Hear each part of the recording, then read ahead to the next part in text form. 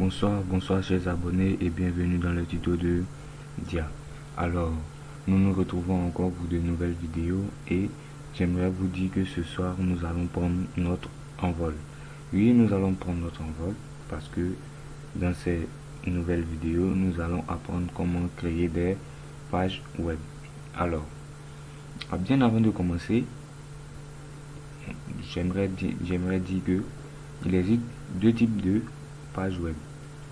Il y a des pages web dynamiques et des pages web statiques.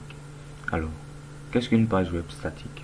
Une page web statique, c'est une page qui présente le contenu tel qu'elle a été conçue, tel qu'elle a été programmée pour être affichée. C'est-à-dire que l'utilisateur ne peut pas faire des interventions sur la page.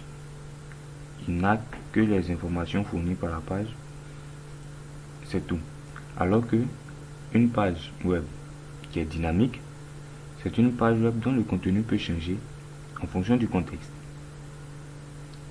C'est-à-dire que l'utilisateur a la possibilité d'échanger, c'est-à-dire de mettre des informations, de s'inscrire, de faire plusieurs choses sur la page. Alors, nous allons vous montrer des exemples. Ça, par exemple, c'est une page web qui est dynamique. C'est-à-dire, l'utilisateur, il peut demander des informations, il peut même commander des services. Ça, c'est dynamique. Alors que, avec une page web qui est statique, elle s'affiche telle qu'elle a été conçue. On ne voit seulement que ce qu'elle nous affiche, ce qu'elle veut afficher, ce que le programmeur veut nous montrer. Généralement, on utilise ces pages-là pour faire des blogs, pour faire des sites d'actualité, là où l'utilisateur ne veut pas modifier les informations.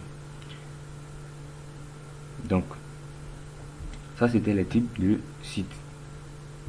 Mais pour pouvoir créer les sites, il faut avoir un éditeur de programmation. Alors, il existe plusieurs types d'éditeurs de programmation, mais pour réaliser nos pages web, moi je vais utiliser Sublime Text. En plus de Sublime Text, pour réaliser nos pages web, il va falloir connaître les langages de programmation. C'est-à-dire que il va falloir apprendre HTML, CSS, JavaScript et PHP. Donc, dans la prochaine vidéo, nous allons commencer déjà avec HTML pour construire déjà nos pages. Donc, je vais vous demander de vous abonner, de liker la vidéo et d'activer votre cloche de notification pour les prochaines vidéos.